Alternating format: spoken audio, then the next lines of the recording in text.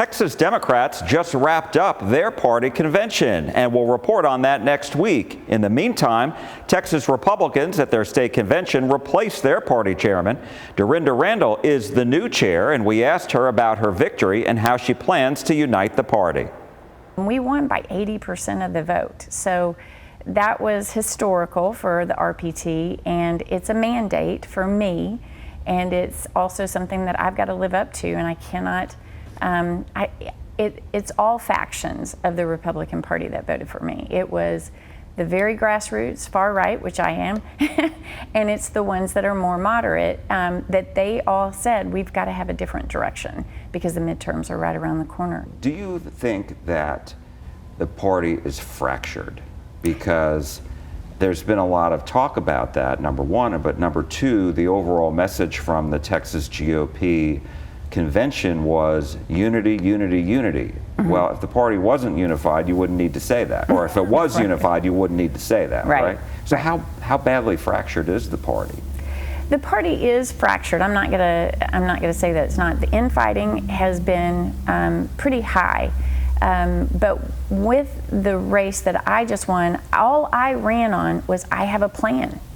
And I have a plan for the RPT to succeed. I have a plan for the midterms. I have a plan for the youth of the RPT. You know, we have a ton of young people that have gotten involved since Charlie Kirk's assassination.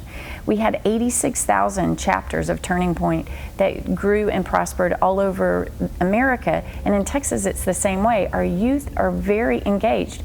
But if we do not capture that, if they don't feel they have a partner, then they are going to go about their life and they're not going to be part of the party. I've got to make sure that I capitalize on that, I get them involved, and we have a backbench for Republicans that are coming up in the future. So that's having a direction, having a vision, having a product that everybody believes in. That's how you bring unity. You know, there's been a lot of talk, obviously, since the primary runoff when Attorney General Ken Paxton really wanted a blowout and defeated Senator Cornyn.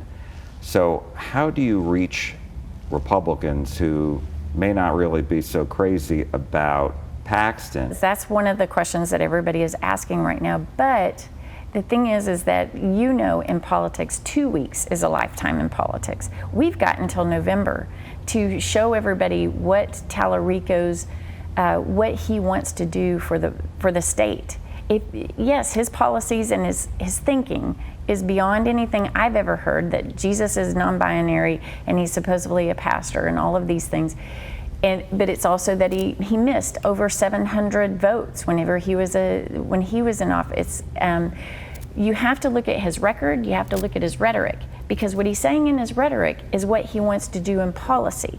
And those policies will hurt Texas. So I have until November to make that case. And the Cornyn voters are already starting to see, because I had a call today before I got here of Cornyn voters that are saying, yes, we have to vote for Ken Paxton. And Ken Paxton has had a tremendous record as AG, and he was as a senator.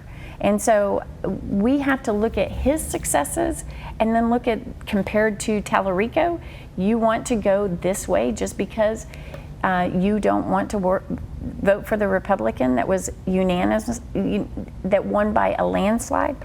That's somebody that we need to love Texas more than we love who is up for election. One thing that the party has been fighting for, and that is to close the primaries. Mm-hmm. And Governor Abbott announced during the convention that he favors that now.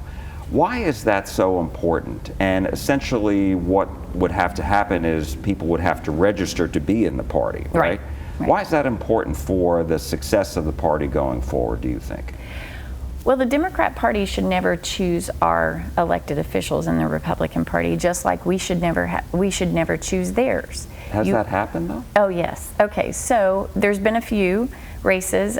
David Covey, who's the vice chair, he ran against Dade Phelan. And when Dade looked like he was going to lose. He made a deal with the Democrats, and 2,000 of them came over and voted, and David only lost by 366 votes. When it comes to party leadership, the thing is it's only Republicans that vote for me and vote for the vice chair. So why, if the Republican Party, it's good enough for leadership to only have Republicans vote for us, then why can't we do that with every nominee?